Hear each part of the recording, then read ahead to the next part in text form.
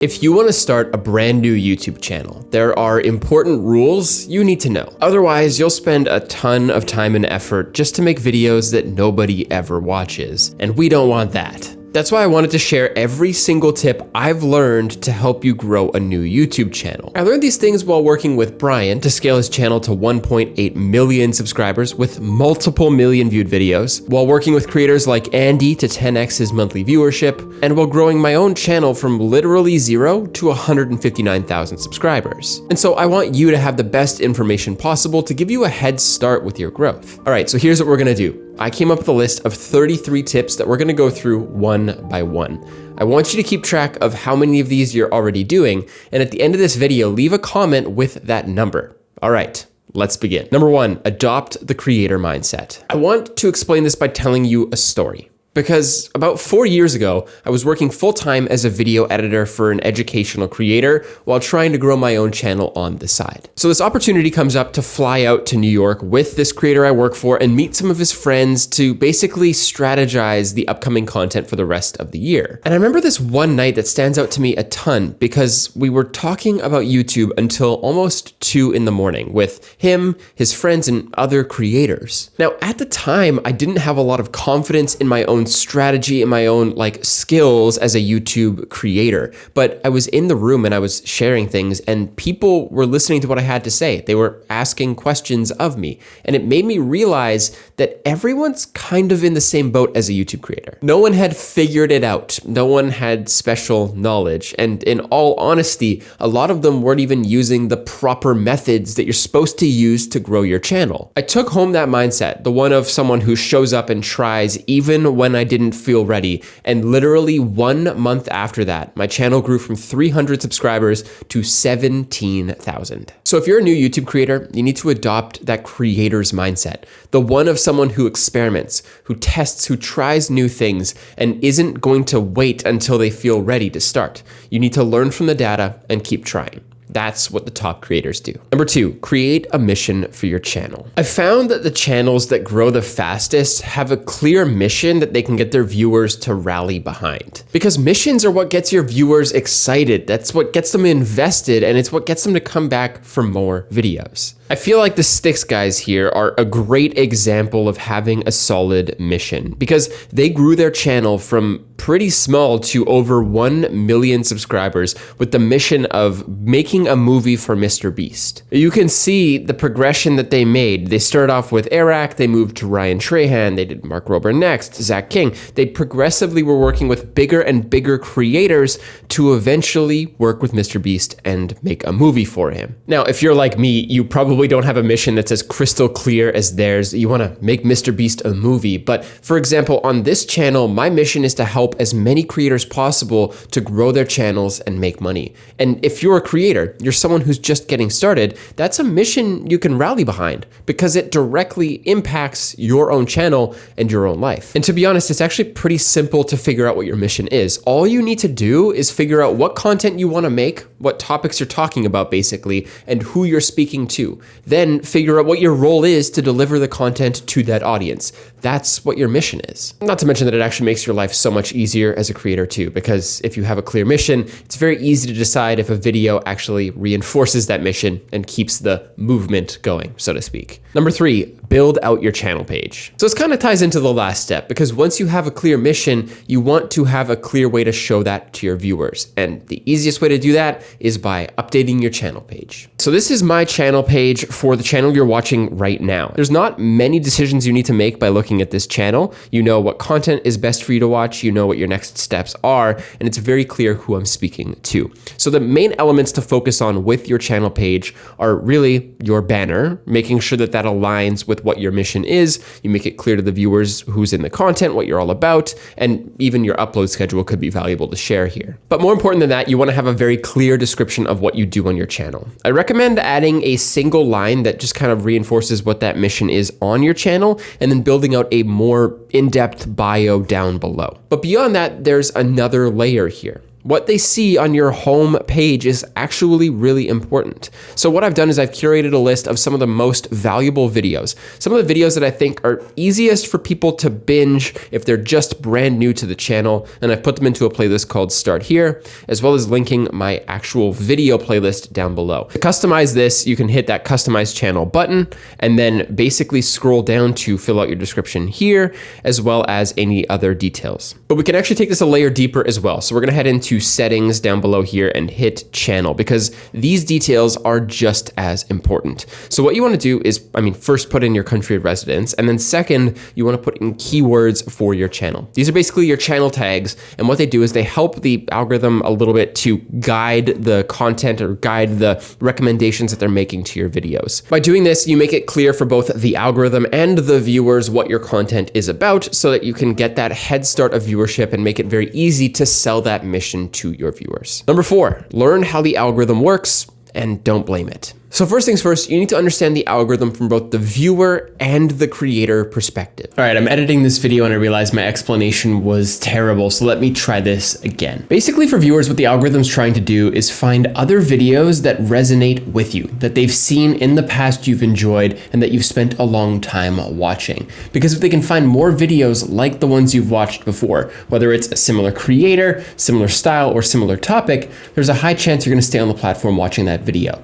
They know exactly what kind of content you like, and they know exactly what to recommend to you. So they're basically always trying to find videos that fit into the categories of your interests to keep you watching. Now, as a creator, we need to reverse engineer that. We need to make videos about specific topics that actually speak to that audience, that actually speak to those interests. Thinking about the algorithm as a creator, you want to make the value of your video as clear as you can. That's what's going to help the algorithm to make recommendations to audiences that will watch it. So now let's take a step back. I hear a lot of people who blame the algorithm because it's hurting their channel. What is actually happening? Often the issue is that the creators either aren't making good enough videos, they're not packaging them clearly enough, or they're just not resonating with the audience, because the algorithm is testing your videos with a set group of people. Unless you have 0 impressions, it's being tested, and the audiences are voting that they don't want to watch your content. So if you think that the algorithm is hurting you, do a deep dive.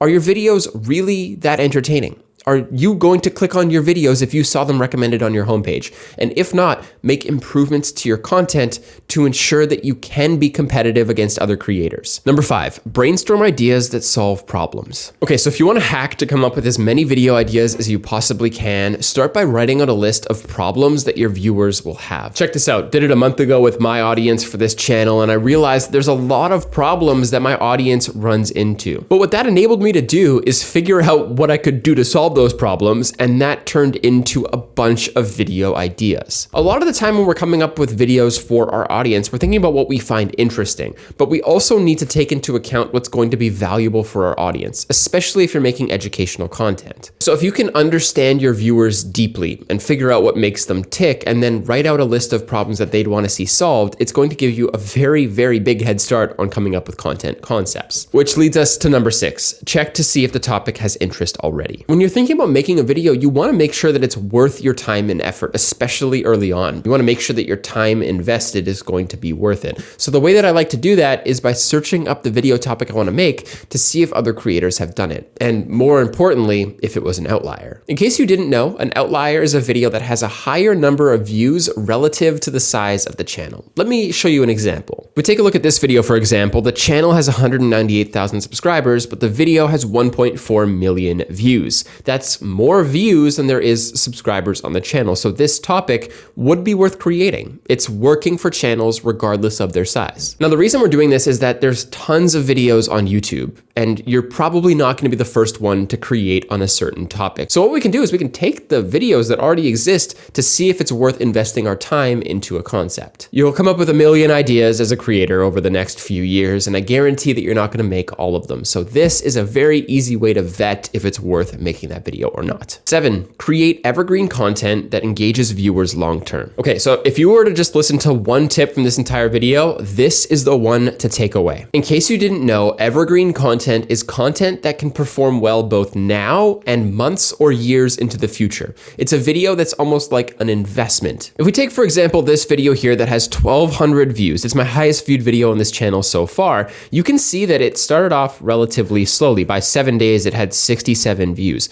But after that, it started bringing in more and more and more views over time. It's been getting consistent viewership for the last month and a half so far. This is an example of an evergreen video. It's something that's relevant now, and it's also going to be relevant for years in the future. So there's not going to be an initial 48-hour view spike and then it completely dies off. If we look at more videos on my channel, you can see that there's more evergreen content. And this is exactly why we want to make this style of video. Because the more evergreen content you make, the faster your channel grows. If you post one evergreen video, your channel will grow consistently over the next year. If you post 2, it's going to grow twice as fast. If you post 3, it'll grow 3 times as fast. What you're doing with evergreen content is building a foundation of videos that can get views over the long term. A lot of the creators I work with do this, and what ends up happening is that sometimes more than half, even 75% of their views in a month come from videos that were posted over a year ago. It makes your life a lot easier as a creator because you don't need to rely on fluctuations of every single video performing in order to get a paycheck once you get monetized. So focus on making evergreen content that can do well both now and years into the future. Number 8, stick to a consistent posting schedule. If you want to start growing on YouTube, you're going to need to post consistently. So what you're going to want to do is set yourself a consistent posting schedule. If you're brand new to YouTube, I recommend at least once per week so that you can build up the appointment viewing in your viewers. A lot of creators post completely randomly. They'll post on a Saturday and then they'll post 3 weeks later on a Monday, and there's no appointment for their viewers to show up to.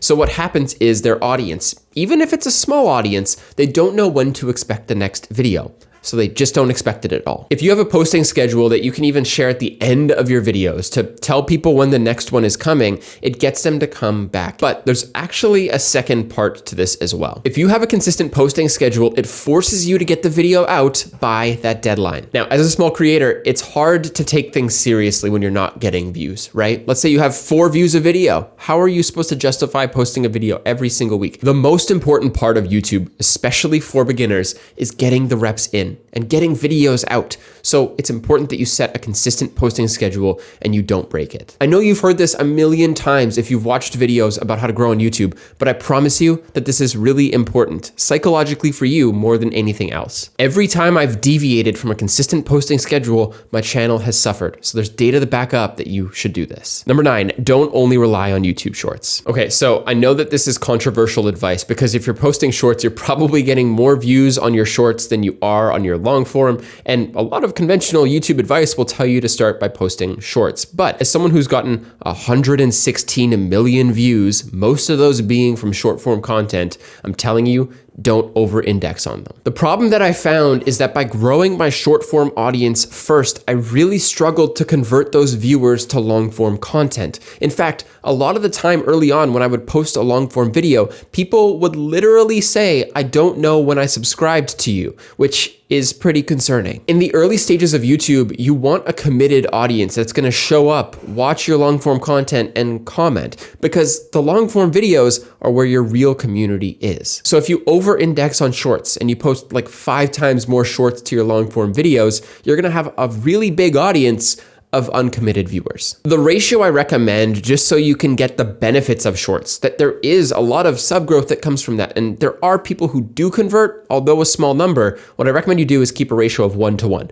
You post 1 video and 1 short. Number 10, focus only on YouTube until you grow. Speaking of that, I thought this would be relevant because if you're trying to grow on Instagram and TikTok and Twitter and on YouTube all at the same time, what's ultimately gonna happen is that all of your content across all platforms is going to suffer. Now, don't get me wrong, if you're posting YouTube shorts, sure, you can put them on Instagram and TikTok. But if you want to grow on YouTube, start by focusing on growing on YouTube. Don't worry about the other ones just yet. The reason is they all have different audiences and algorithms, and trying to compete on all of them at the same time is going to divide your attention so much that you're going to basically give up the skill building of focusing on just one platform. A lot of YouTube creators who grow their own channels ultimately have viewers convert to Instagram and TikTok anyways. So if you focus on YouTube now, you can worry about the other ones down the line. fine. Hey, by the way, if you're liking this video, be sure to subscribe for more. I put a ton of time into these videos, and right now I'm posting twice per week, helping you to grow your YouTube channel and income. It would mean the world if you joined the audience. Number 11, start with your packaging. I know it sounds counterintuitive, and I also know that most creators leave this till the end, but honestly, why would you go through all that time and effort to make a video if you don't even know how it's going to show up on your viewers' feeds? If you want people to watch your videos, you need to get them to click on the video and commit to watching it.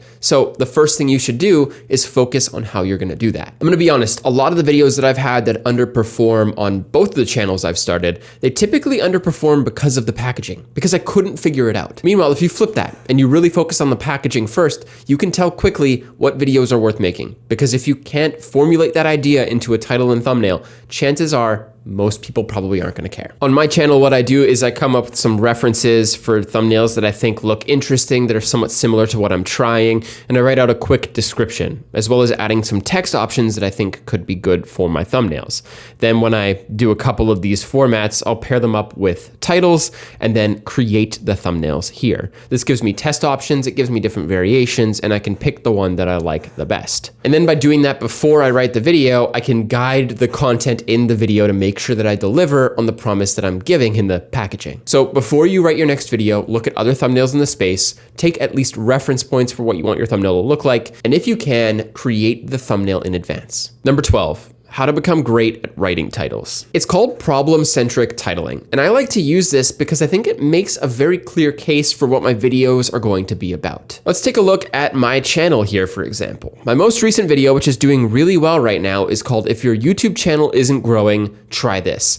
Now, that title doesn't lean into a solution. It leans into a problem that my viewers are having, which inherently opens up a curiosity gap. Quick definition, a curiosity gap is a gap in the information that we already know compared to what we want to know. So, for example, the curiosity here is my channel isn't growing and there's a method that will help me to grow. What is that middle? What is the curiosity gap? So when I'm packaging my videos, what I like to look at is what problem am I solving and how can I position the video around that? So for example, the only YouTube analytics to pay attention to. Ultimately, the problem there is not knowing what to look at in YouTube Studio. So that's the problem I've highlighted. One example that I'd say is not very problem-centric would be this one lesson got me 150,000 subscribers very fast. That's very solution-centric. It's talking about what happened after, not about the lesson and not about what the problem is that I'm solving for this video. So if I was being a strategist here, I'd want to change the title for this one before I posted it. Easiest way to title your videos is to think of all the problems that your video is going to solve, pick the most powerful ones, the ones that stand out the most to your viewers, and then build your title around that. Keep your title under 55 characters so that it's short and punchy, and then you should have a solid title for your video. Number 13, understand what your thumbnail does. Okay, so this one's pretty similar to the last one, just about your thumbnail instead of your title, because I think a lot of the time creators misunderstand what their thumbnail is meant to do, and they try to advertise everything that their video's about in their thumbnail, but that's not what the goal is. If I were to give an example and say my video is called How to Grow on YouTube, right? And my thumbnail says, how to grow on YouTube. It's the same information repeated twice. What I'd rather do instead is build on my title, How to Grow on YouTube, and show some sort of result, because the problem is that we don't know how to grow. So I'll talk about the solution in the thumbnail. I'll add text that says works 100% of the time, or start here, something that really builds the curiosity and creates urgency. Your thumbnail's goal is to grab attention and build on the title, to get people to look down and figure out what the video's about. So don't just repeat everything. Don't give away too much. Focus on the one thing that's most important and one thing that stands out the most, and use only a few elements in your thumbnails. Maybe 2 or 3 max, make them large, make them poppy, and that's how you have thumbnails that stand out. Again, quick look at my channel here. You can see that there's a maximum of 3 elements on these thumbnails. This one here has text, it has the chart, and it has me. I guess it has an arrow too, so there's 4 in here, but it's very simple, right? Dollar figure, text, and me. These are all very simple 3-element thumbnails, and everything's big enough that you can see it on your phone. Good thumbnail goes a long way. Make sure you spend the time to learn what works. 14, make writing easier by outlining. Before you write any video, take the time to write an outline. It'll make your life so much easier. And I know that sounds really obvious, but a lot of the time what happens with new creators is that they have an idea of where their video is going, so they just free write. But taking literally half the time that you normally write to figure out exactly what you want to talk about before you even write a single thing, it'll give your videos a lot more structure, and it'll make it easier for your viewers to follow along, and more importantly, it'll make it easier for you as a creator to understand what points aren't as important, what points your viewers could lose interest. And before you commit all that time to writing, you can cut them out and then spend more time writing about what actually matters. Seriously, 50-50, spend half the time planning, half the time writing, and I guarantee it'll go a long way. 15, write according to your style. Make sure you write your videos in a way that actually makes sense for you. Because for me, I've been writing word-for-word scripts for years, right? Like literally almost 5 years. And I realized in growing this channel that what actually works best for me is an outline, a list of bullet points, because I'm pretty natural when I speak to camera like this without a word-for-word script. Whereas when I'm trying to read word for word, what'll happen is I'm always questioning what I'm saying, whether I'm saying the right words, whether it's in the right tone, and so I end up messing up over and over and over again. And I feel like what happens is that I look really stressed on camera, which isn't good. So write for what works best for you, because if you're brand new, chances are you're not gonna be super comfortable on camera, and you might need that word-for-word script. But if you've been doing this for a while, you can probably strip back some of the, direct scripting and add in more bullet point outlines. Let yourself talk freely, and it'll introduce more personality to your videos. Do what works for you. Don't worry about all the advice you might hear. Just focus on what makes your life easiest. 16, read out loud as you write scripts and outlines. Okay, this was a serious game changer for me because when I used to write word-for-word scripts, I would read them out when I was filming and I'd be totally confused on where I was going. Because I write a lot differently than I actually speak in real life. I actually write a lot more formally than I do when I'm speaking. So what ended up happening is I felt like a robot reading from my box, and I was, trying so hard to make it work, but it was completely unnatural to my speech and my tone of voice. So the shift that I made is that as I was writing, I would read out the words that I was saying. That way I could quickly tell if something didn't flow, it didn't make sense, or more importantly, if it was going to be hard for me to say. Because let's put it this way, if you put 5 words that start with A in a row, you're gonna have big problems. And apparently, I love doing that. 17, simplify your message as much as possible. When you're speaking to your viewers, don't try to sound knowledgeable. Try to put yourself in their shoes and make them understand. Especially with educational content, what I find happens a lot is that we try to show that we know what we're talking about, and so we use jargon, we use these hyper-technical terms, and what happens is we confuse our viewers and they click off. So by trying to seem like we know what we're talking about, we're actually causing people to stop paying attention. That's not very ideal. The logic behind this is that if you can simplify your language and make things easy for beginners to understand, you're going to be able to reach the widest possible audience. A good example I can think of is that if I was to make a video showing you how to use YouTube Studio, and instead of, explaining how it worked for beginners, I just showed you the most hyper-specific stat in YouTube Studio, it would confuse a lot of people. The experts would be able to follow along, but not the beginners. Whereas instead, if I explained how YouTube Studio worked and where everything is, it's actually gonna make it easier for the experts to follow along, and even if they already know the information, it's still a good reminder. It'll show them things that they may have forgotten. So by taking this approach, you make your videos not only more accessible to more people, which can help you to get more views, but it also makes it better for everyone, even the experts. 18, find ways to make your voice unique. When you're a new creator, your advantage is that you're not some huge, highly experienced person who's speaking to their audience, who's performing. You're just an average person like every other viewer in the audience. So the advantage you have is that you're very personable. But what ends up happening is that because new creators don't have that level of confidence, they feel like they need to perform like the top creators do. They feel like they need to show up like the big guys do, and they end up feeling inauthentic because that's not who they are. In your videos, find ways to make your personality shine. Find ways to let people connect to you,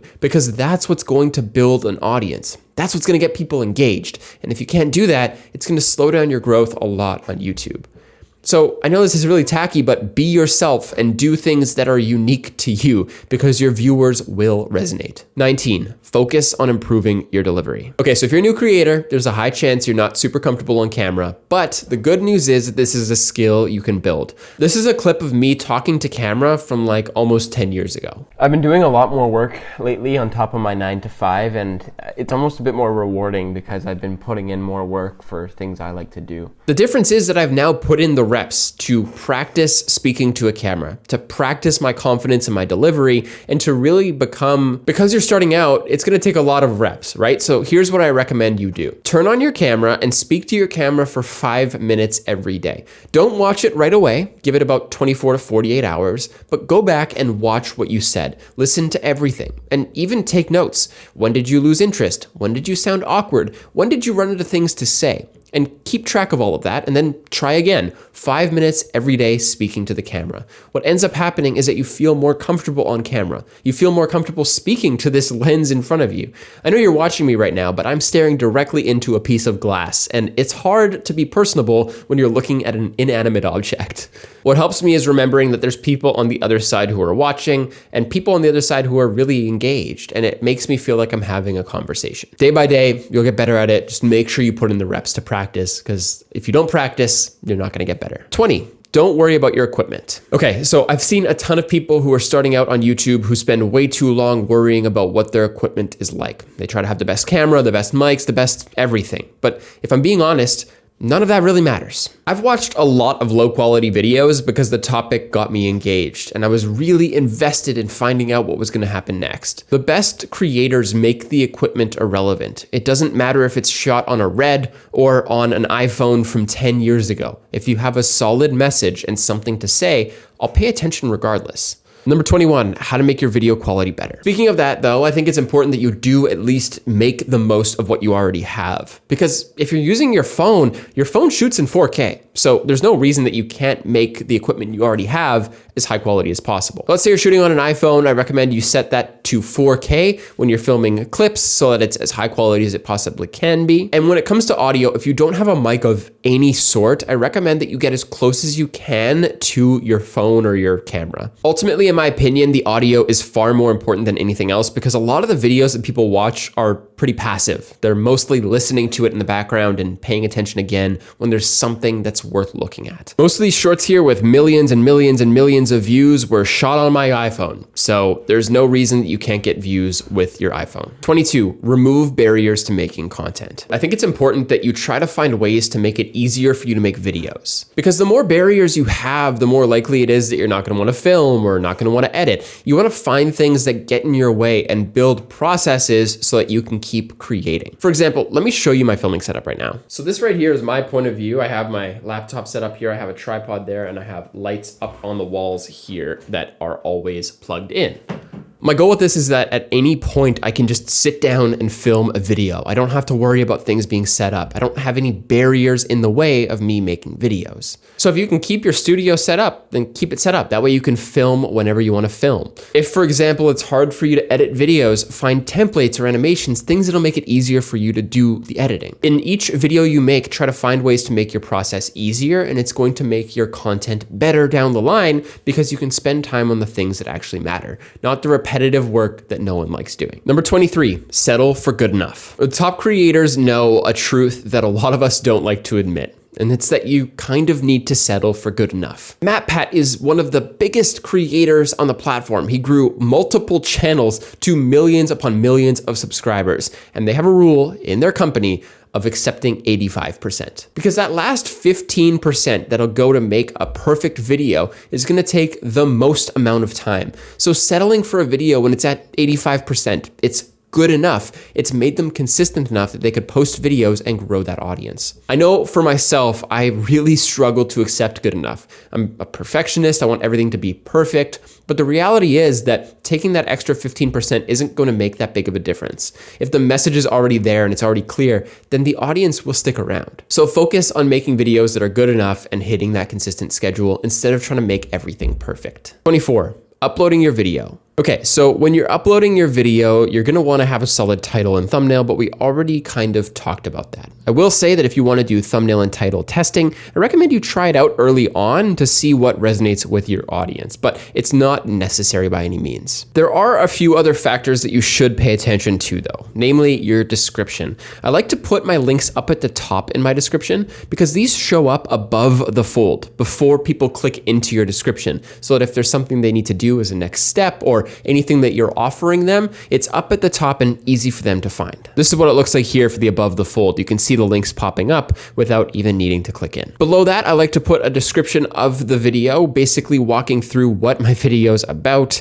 And then below that, I like to put timestamps like this. By doing this, what you'll see is that the timestamps show up like this, and you can basically navigate between all of the chapters in your video very easily. Once you have your description, I recommend that you make sure you mark everything correctly. No, it's not made for kids. No, it's not AI content. And also make sure you indicate if it is a paid promotion as well. Below that, you can add in tags. I don't think these are super important if I'm being honest with you. I'd like to use a tool like vidIQ to just add them in automatically. But your goal here is just to add in a little bit more detail of what your video is about, and that can help the algorithm a little bit. Basically, your tags put your videos up against other content that's in a similar sort of topic and helps to make some recommendations, but your title, thumbnail, and description are going to do a bigger part in that. Beyond that, just make sure you have the right category. And then the other thing you want to pay attention to is your end screen. Now, at the end of every single video, I like to make sure I recommend one video for people to watch next. Not two, not three, not four, so that they have one choice to make. If you give people more videos to watch, what will often happen is that they'll watch none of them at all.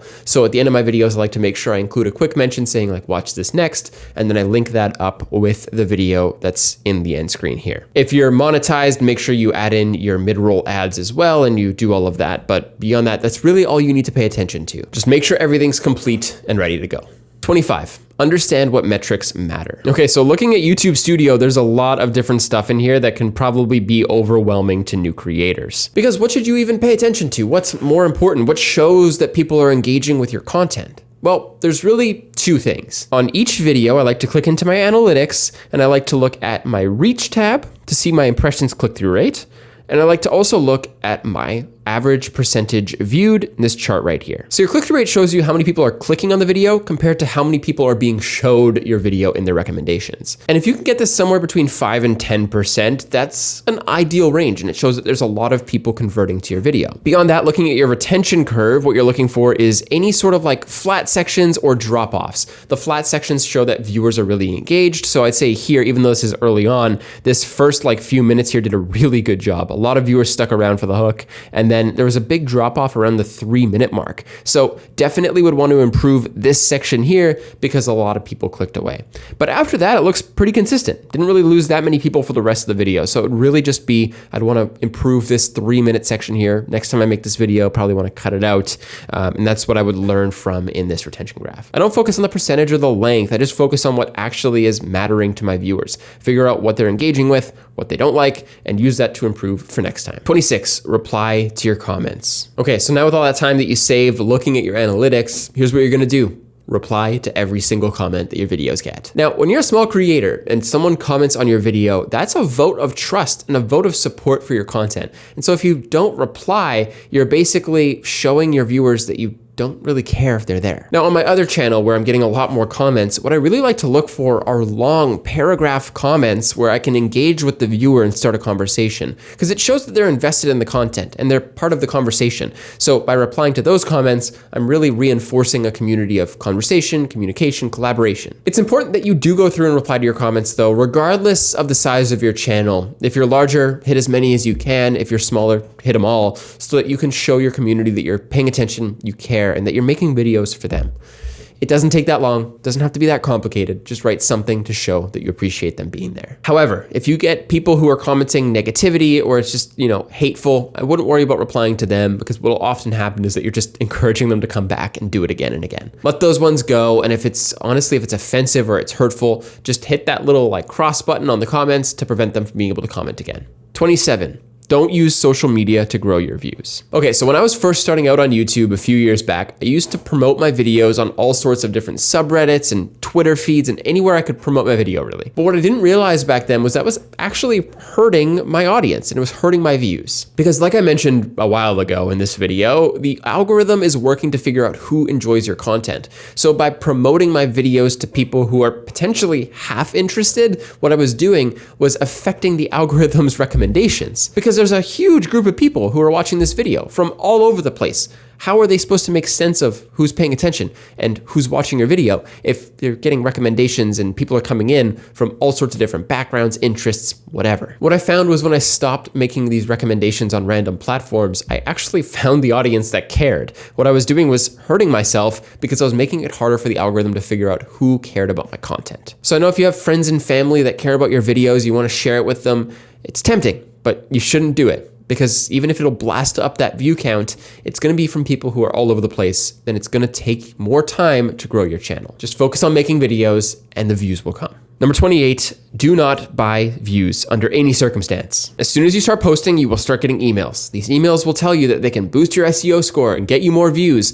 Do not reply to them. Do not pay them. Because what will happen if you buy views is that your channel is going to suffer heavily. First of all, if YouTube finds out that you're buying botted views, it could potentially mean your channel gets banned, never mind the recommendations and views. And if you're using YouTube's actual ads platform to buy views, what's going to happen is you're going to have people who don't really care, who watched about 15 seconds of your video before they skipped, who are getting views on your video. None of these are ideal situations. None of these are the way you grow a sustainable channel. So as much as it's tempting if you have the money to buy views and it's going to get your numbers up, those vanity metrics mean nothing because you're buying fake numbers. People don't care. It's not like these bots are randomly going to become fans of your channel. They're not real people. I know organic growth is the slow method, but it's the method that works. So stay patient and don't buy those views. 29, stop comparing yourself to other creators. I'm going to come clean. I've been doing this really badly for about the last 2 years, and it's really hurt my main channel. Once my channel started to grow, I started to feel really confident. I started to have a clear voice. But after about a year or two of that, I pivoted my content a little bit, and the viewership kind of stopped coming in. What that caused me to do is compare myself to other creators and then start feeling bad that I wasn't on their level. That hurt my output, it hurt my videos, it hurt the creativity that I had, and ultimately, it slowed down my growth on YouTube. It's tempting to compare yourself to other creators who are in your space because it can be motivating, but that motivation eventually starts to wane. And eventually, when you're behind, you're going to see that you lose all motivation to post because you're always going to be behind the people you're looking at. So then you start making their videos and you start trying to be them, and then you lose your creativity and your views hurt even more. Just don't compare yourself to other people. The older I've gotten, the harder this has been to actually avoid doing, because honestly, when you see young people who come up on YouTube and they're doing really well, and I'm 27 years old, it feels like I'm 10 years behind, right? Because there's a 17-year-old who's blowing up on YouTube. But the truth of the matter is, everyone's on their own pathway. You're not behind, you just need more time. So focus on the things you can control, do your own thing, and go through your own adventure. Don't worry about anyone else. 30. Find a community of other creators. Meeting other creators, working with other creators, and just being a part of a community of creators has completely changed my life. I joined Airac's program Creator Now back in 2023, I think it was, and I worked for a creator from 2022 to 2024. So I've spent a lot of time around other creators. I even do YouTube strategy with creators now as my way of making income. What I've found is that by surrounding myself with these creators, I feel more confident in my own videos. Because you realize, like I said earlier in this video, that everyone's on their own adventure. Everyone's trying to figure things out. And you are too. But more importantly, if you're working with other creators who are at your phase of growth, you can learn a lot faster and get more reps in through their lessons. Meeting other creators makes it a lot easier to talk about YouTube, to learn about the platform, and really grow as a creator. So I recommend meeting other creators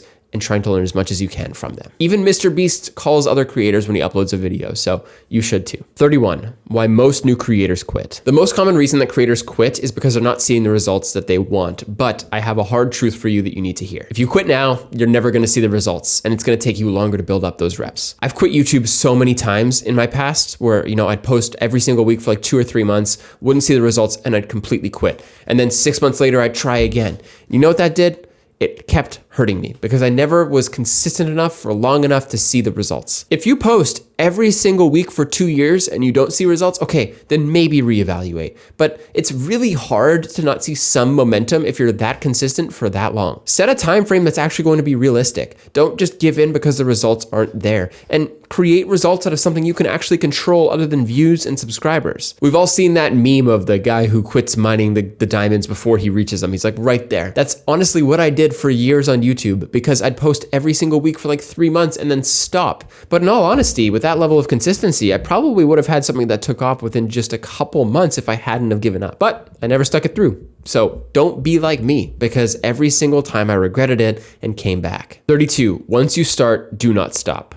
Similar to the last tip, once you start that consistent schedule, don't break it. Because what I find happens when you break that schedule is that things start to shift and things start to become easier, right? If you're posting every week and then suddenly you decide, you know what, every 2 weeks is fine, that becomes less consistent and then suddenly other things start to go. In all reality, if I set myself 1 week to make a video, I can often make a video in 1 week. If I set myself 2 weeks, I can make a video in 2 weeks. Your tasks expand to fill the time you allot to them. So constrict your time, get more videos out, and you'll get faster momentum.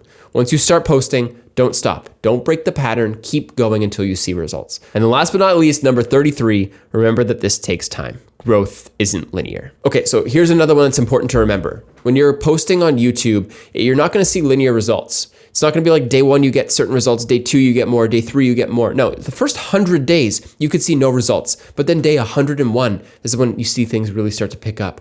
The line doesn't look like this, the line looks like this, where it starts to pick up very heavily all at once. With YouTube, you don't see results over time. You see the results come all at once in reward of the work you put in beforehand. Also, remember to enjoy the process because if you're gonna spend those first 100 days hating it, you're probably not even gonna like the rest of the days that come after that. Don't depend on the results for your enjoyment. All right, so those are the 33 tips that are gonna help you to grow a YouTube channel from absolutely zero. This took a long time to put together and a long time to film. I've been sitting here for 1 hour and 24 minutes filming. Let me know how many of these you're already doing down below in the comments. And if you liked this video, be sure to subscribe down below. I'm posting 2 videos a week, helping you to grow your views and income on YouTube. I also have a free newsletter you can sign up for down below in the description, where I send out an email every Monday sharing more in-depth personal lessons from this channel. And last but not least, I help creators to grow through personalized one-on-one coaching. So if that's something you want, again, link down below in the description for that too. Now that you know the 33 tips to growing on YouTube, be sure to check out this video where I show you how to go full time.